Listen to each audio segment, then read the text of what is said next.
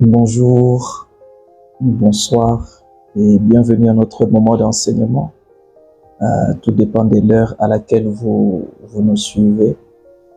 Par la grâce de Dieu, nous sommes en train de continuer notre grand voyage que nous avons intitulé « Sois sage ». Amen.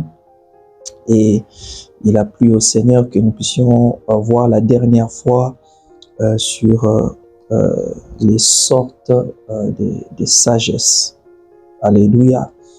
Et nous étions dans le livre de Jacques, n'est-ce pas, au chapitre 3. Nous étions en train de lire de 14 en descendant. Ma Bible dit, « Mais si vous avez dans votre cœur un zèle amer, un esprit de dispute, ne vous glorifiez pas, ne mentez pas contre la vérité. Cette sagesse n'est point celle qui vient d'en haut, mais elle est terrestre, charnelle, diabolique. » Alléluia. Sur ces passages, la parole de Dieu nous fait savoir que l'on peut quitter d'une simple sagesse terrestre pour shifter à une sagesse diabolique. Les personnes qui deviennent diaboliques aujourd'hui, ce sont des personnes qui ont laissé hier accès à la sagesse terrestre. En d'autres termes, quand quelqu'un commence déjà à nourrir la sagesse terrestre, nous savons tous que ça va finir par devenir diabolique. Et un diabolique, c'est d'abord quelqu'un qui pense à mettre fin à la vie de l'autre. Ouais. Et c'est quelqu'un qui est prêt à affronter, même à contracter des alliances, aller dans des cercles, aller dans des sciences ésotériques, sur le point de mettre fin à quelqu'un d'autre. Ça, c'est ce que quelqu'un peut atteindre juste en commençant par ce qu'on appelle la sagesse terrestre. Alors, nous avons vu la dernière fois quels sont les déclencheurs de la sagesse terrestre. Pourquoi est-ce que les hommes peuvent arriver à développer la sagesse terrestre? Nous avons parlé de deux choses importantes. Un zèle amer, et deux, un esprit de dispute. Les disputes, parfois, ça peut venir plus tard, mais généralement, tout décolle au travers du zèle amer. Et là, nous étions en train de parler sur l'amertume. Lorsque il y a de l'amertume dans le cœur, on peut être étonné de voir une personne qui était un membre de sa famille et demain cette personne devenir un adversaire pour cette dernière. Et nous l'avons vu dans la famille de notre frère Joseph. Joseph avait des frères. Joseph, certainement à un certain âge, tout le monde devait l'aimer parce que c'est leur frère de la famille. Et comment est-ce qu'ils ont pu finir par vendre leur propre frère et à atteindre un niveau pire, dire que le frère est mort, c'est-à-dire ils ont préféré faire le deuil de quelqu'un qui est encore vivant. Ça, c'est là où peut amener quelqu'un qui a juste l'amertume dans le cœur. Et c'est pourquoi je vais te supplier de prendre un temps dans la présence de Dieu. Demande au Seigneur de te guérir des amertumes. La jalousie peut amener quelqu'un à cela. Alléluia. Et par la grâce de Dieu, nous avons eu le temps de survoler, de voir la sagesse terrestre. Et la sagesse terrestre, pour ceux qui nous ont suivis, la sagesse terrestre n'est rien d'autre que la sagesse qui vient du monde. C'est une sagesse mondaine. C'est une sagesse qui vient de l'égoïsme, de la corruption du cœur, comme ce qui s'est passé avec le frère de Joseph. Le cœur est tellement corrompu. Ils ont préféré adopter cette sagesse terrestre que nous appelons aussi une sagesse mondaine. Et nous avons parlé de la deuxième sagesse, la sagesse charnelle. C'est une sagesse qui vient de la chair, le désir de vouloir satisfaire le cinq sens. Sachez que la chair, en grec, c'est sarx. Sarx qui signifie le cinq sens. Et l'être humain a pu développer la sagesse pour satisfaire le cinq sens. Une chose que je ne peux pas avoir, mais pour donner l'impression que j'ai, eh bien, j'utilise cette méthode pour faire preuve de vue. Une chose que je ne peux pas avoir de manière légale, je mets en place des mécanismes pour satisfaire le toucher, l'ouïe, le goûter. Juste, les hommes ont eu à mettre en place des méthodes et des stratégies pour satisfaire leurs désirs charnels et de cinq sens. Et par la grâce de Dieu, nous avons fini la dernière fois en parlant de la sagesse diabolique, les frères. La sagesse diabolique, c'est ce que j'étais en train de dire, c'est atteindre le niveau que ça ne fait à quelqu'un ni chaud ni froid de voir la vie de l'autre être à terre. Être prêt à contracter des alliances dans des loges, dans des histoires ésotériques, juste pour atteindre un niveau de la vie. La sagesse. Et par la grâce du Seigneur, j'aimerais ensemble parler avec vous de la sagesse humaine. 1 Corinthiens chapitre 2, verset 13. 1 Corinthiens chapitre 2, au verset 13. Nous allons lire la parole de Dieu.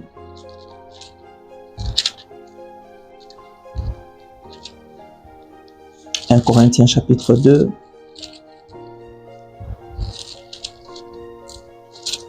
au verset 13. Il est écrit: « Et nous parlons non avec le discours qu'enseigne la sagesse humaine, mais avec ce qu'enseigne l'Esprit, employant un langage spirituel pour les choses spirituelles. » Est-ce que vous êtes là? Paul te dit, nous parlons non pas avec le discours qu'enseigne la sagesse humaine. En d'autres termes, il y a des discours qui enseignent la sagesse humaine. S'il faut aller plus loin, nous pouvons comprendre que la sagesse humaine a aussi ses enseignements. Et pour ceux qui nous rejoignent aujourd'hui ou pour rappel, sachez que la sagesse est une méthode pour résoudre un problème. La sagesse, mes frères, nous avons dit la dernière fois, c'est un raisonnement, c'est une manière de relever un défi, de résoudre certains problèmes, de relever certains défis de la vie. Le raisonnement, la manière d'atteindre, la manière de résoudre, c'est ce qu'on appelle la sagesse. Et de manière humaine, l'humain a aussi développé sa sagesse. Et cette sagesse humaine, mes frères, je peux le répartir en deux branches. Je parlerai de la sagesse naturelle. Ensuite, je parlerai de la sagesse philosophique.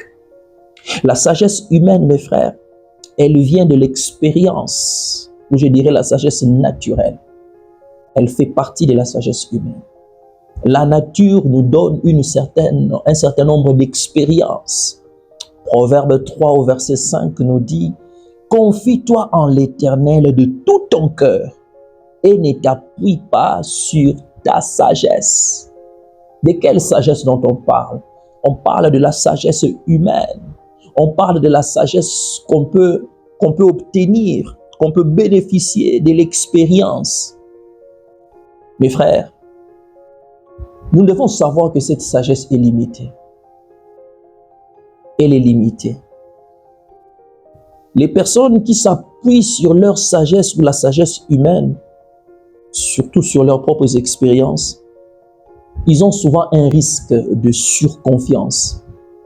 Puisque ça a marché hier, ça va encore marcher aujourd'hui.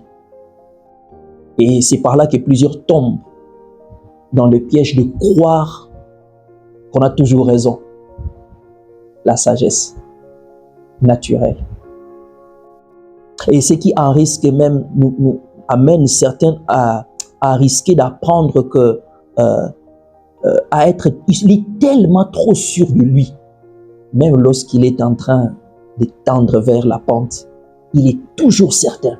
Ce n'est pas ça la confiance en soi. Tu es juste limité. Tu es juste limité. Mes frères, mon point est de vous dire que la sagesse humaine est limitée. La sagesse humaine t'amènera à être trop réfléchi. C'est bien de réfléchir, mais le temps passe. Peut-être quelqu'un d'autre, peut-être une autre méthode pouvait t'amener à résoudre certains défis qui sont immédiats. Et la sagesse, mes frères, humaine ou naturelle, tu ne seras pas ouvert aux autres. Tu seras isolé des autres. La sagesse humaine, elle peut être bonne, mais la sagesse humaine est limitée. Est-ce que vous m'entendez? J'aimerais vous parler aussi de la sagesse philosophique. Elle vient de la raison. Pasteur, pourquoi tu nous parles de tout ça? Je veux que tu le saches et je veux que tu saches aussi que il y a plus que ça. Si tu es à ce stade, ne t'arrête pas par là. Je veux que tu saches qu'il y a une autre dimension de sagesse qui est juste après. Parlons de la sagesse philosophique. 1 Corinthiens 1, verset 20 à 21. On va le lire rapidement. 1 Corinthiens 1, de verset 20 à 21. Où est le sage? J'entends quelqu'un dire, mais voici. Où est le scribe? Où est le disputeur de ce siècle? Dieu n'a-t-il pas convaincu de folie la sagesse du monde? Le monde a une folie. Ouais, la sagesse du monde, elle est folle. Car puisque le monde, avec sa sagesse, n'a point connu Dieu dans la sagesse de Dieu, il a plu à Dieu de sauver le croyant par la folie de la prédication. Est-ce que vous m'entendez? Sur ce passage, mes frères, le Seigneur est en train de demander, c'est Paul qui parle au travers de ses écrits, dit, où est le sage? Il est insuffisante cette sagesse. On n'arrive plus à savoir qui est sage, qui n'est plus sage, parce qu'en réalité, la sagesse philosophique est tellement insuffisante. Sur ce passage, nous comprenons, d'abord, on est à la recherche du sage. De deux, la Bible dit, puisque le monde, avec sa sagesse, n'a plus connu Dieu. Avec la sagesse philosophique, on est limité, on ne sait pas connaître Dieu. Vous ne pouvez pas connaître Dieu par la sagesse philosophique. La majorité des philosophes, malheureusement, ils ne connaissent rien de Dieu. Ils ne connaissent rien de Dieu. Aussi, la sagesse humaine, mes frères, ne peut pas amener quelqu'un à être sauvé. Non seulement tu ne connais rien de Dieu, de deux, on ne peut pas atteindre le salut. On ne peut pas être sauvé par la sagesse philosophique. J'aimerais partager avec toi, cher philosophe, cher intellectuel, toi qui as fait de grandes études. Sache que la sagesse philosophique te ramène à douter en permanence de l'existence de ton Créateur. Oui. Tu auras trop de remises en question pour prendre la décision de croire à ton Seigneur. Alléluia. Mais aussi, la sagesse philosophique, mes frères, te ramène à une solitude intellectuelle. Note que la sagesse philosophique t'amène au décalage avec la réalité et la pratique. La réalité, c'est que tu as besoin d'être sauvé. Tu as un problème de maladie dans ton corps. Tu es allé chez le médecin, ils n'ont pu rien faire. Ils n'ont pas pu te guérir. Quelqu'un se lève et te dit, crois au Seigneur Jésus. Tu seras sauvé. Toi, mais donc, alors si le médecin qui ne pouvait pas faire ça, alors tu penses qu'une simple parole pouvait le faire, quelle est la corrélation qui existe entre sois guéri et que je sois guéri pendant qu'un médecin a opéré? Mon gars, calme-toi. Crois au Seigneur Jésus et tu seras sauvé, toi et toute ta famille. On dit Amen à ça. Ce que les médecins ne peuvent plus faire, notre Jésus est encore capable. Est-ce que tu m'entends? Ne reste pas dans des exigences personnelles. Tu cherches toujours la quête de cohérence entre la pensée et l'action. Est-ce que ça va aller? Est-ce que soi-même ça va marcher? Est-ce que lui là, est-ce qu'il est qualifié à me guérir? Si les psychiatres, les psychologues n'ont pas pu résoudre mon problème, qui est-il? Qui est-il? Qui est-elle? Comment est-ce que par l'imposition? Arrête de philosopher. Crois. Just believe. Si tu crois, tu seras sauvé. Est-ce que quelqu'un m'entend? Je voudrais que tu saches que la sagesse philosophique, elle est insuffisante. Est-ce que vous m'entendez? Elle est insuffisante non seulement pour connaître Dieu, mais aussi pour être sauvé. En d'autres termes, elle est incomplète. Elle est incomplète. Je me souviens de l'histoire de Naaman, un général. Je ne sais pas, 5 ou 6 étoiles, je ne sais pas trop. Cet homme était lépreux. Cet homme apparaissait bien devant tout le monde. Et il avait un problème à l'intérieur de lui. Et une dame, une jeune demoiselle qui travaille, elle lui dit, chef, va te jeter dans le Jourdain. Ce sont des petits caniveaux, des ruisseaux qui ne sont pas souvent aménagés. Et parfois, il y a l'herbe qui a vieilli, l'herbe verte, parfois vieillissante. Et ça ne sent pas bon. On lui dit, va te jeter. Certainement, il commençait aussi à philosopher. Il n'y a pas de rivière ici. Pourquoi ils peuvent m'amener là-bas? En fait, il est allé voir le serviteur, Élisée, qui lui dit, il faut aller te jeter. Il y avait une dame qui travaillait chez elle, qui lui a envoyé chez le prophète. Et le prophète lui a même pas réussi, il lui a dit, va juste te jeter. Élisée, cet homme de Dieu, il parle à Naaman. Naaman commence à chercher à philosopher. Parfois, avec Dieu, tu n'as pas besoin de philosopher. Tu as juste besoin d'obéir. Cet homme est allé se jeter. Enfin, il a pris la décision d'aller se jeter. Mais après plusieurs questionnements, il est allé se jeter.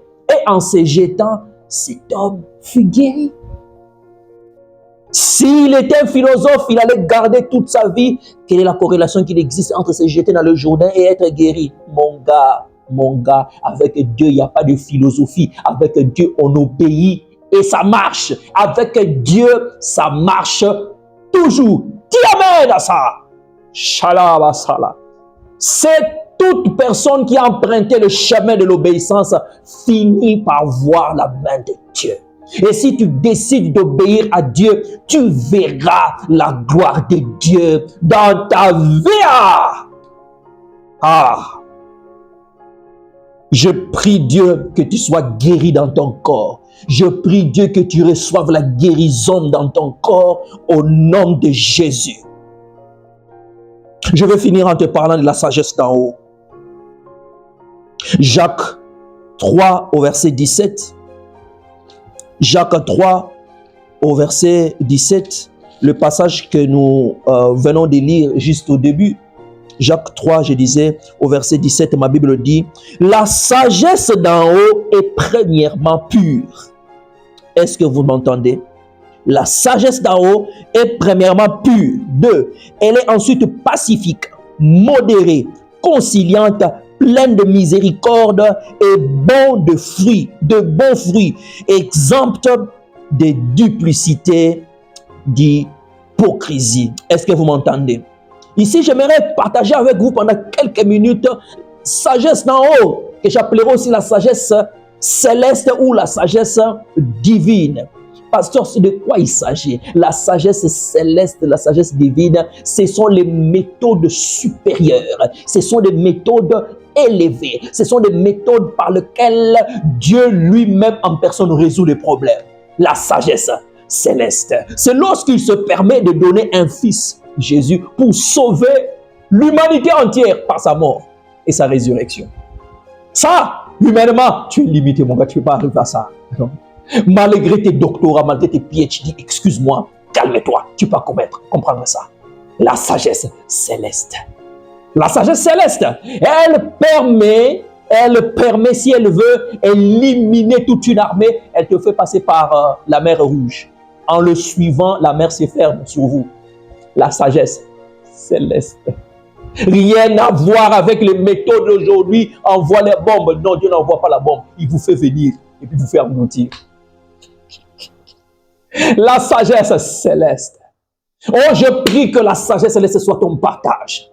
Lorsque la sagesse céleste vient sur toi, mon gars, excuse-moi, les circonstances commencent à s'obéir et à s'arranger.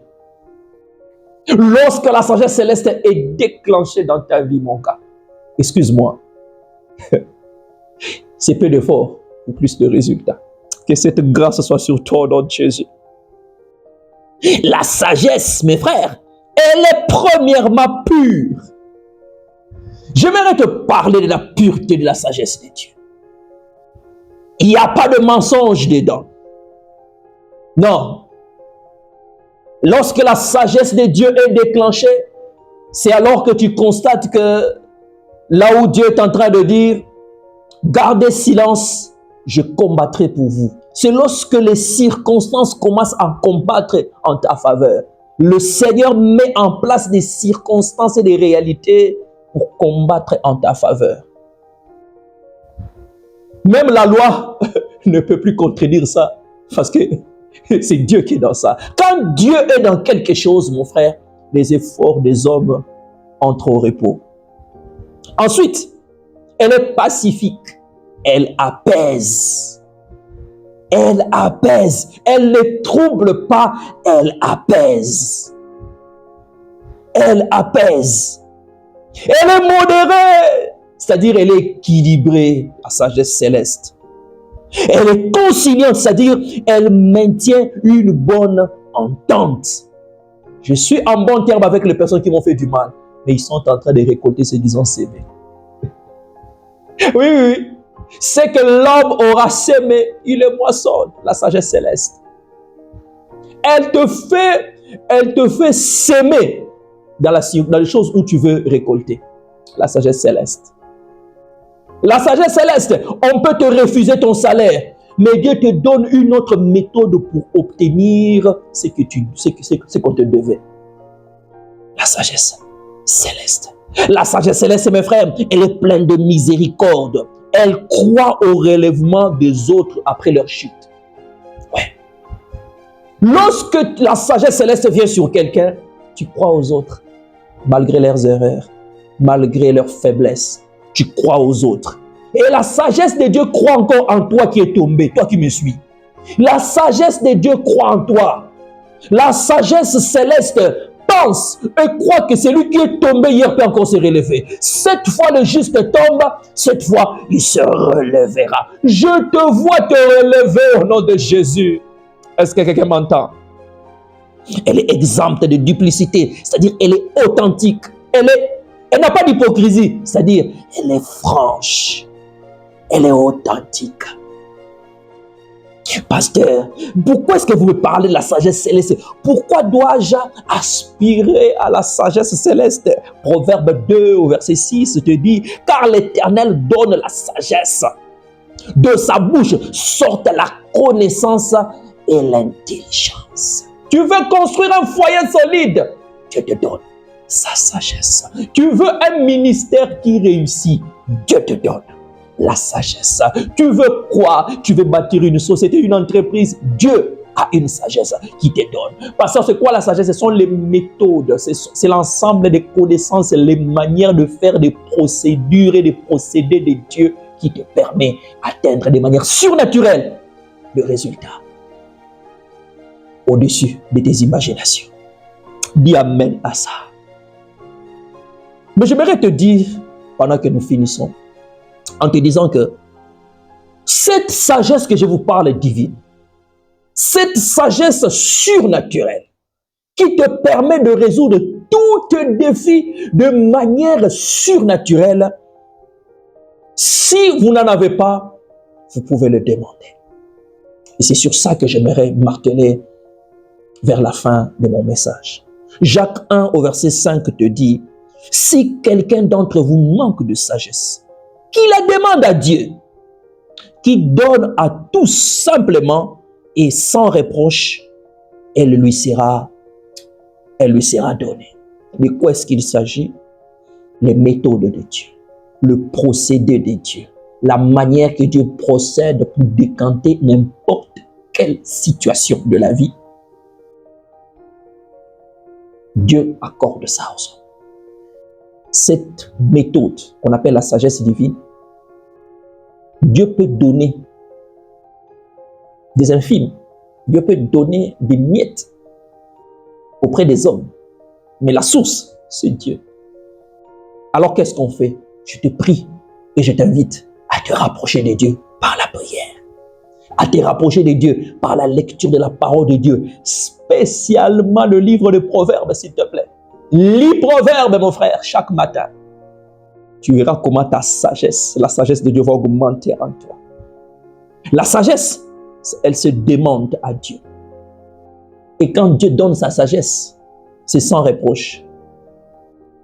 Nous voyons tous, nous savons certainement la majorité d'entre nous l'histoire du roi Salomon. Cet homme a juste soupiré après la sagesse. Au finish, Dieu l'a rendu l'homme, le plus sage. De deux, l'homme le plus riche. Parce que quand tu es sage, tu as les méthodes de Dieu pour fructifier les richesses, à devenir un créateur de richesses, la sagesse de Dieu. Ouais.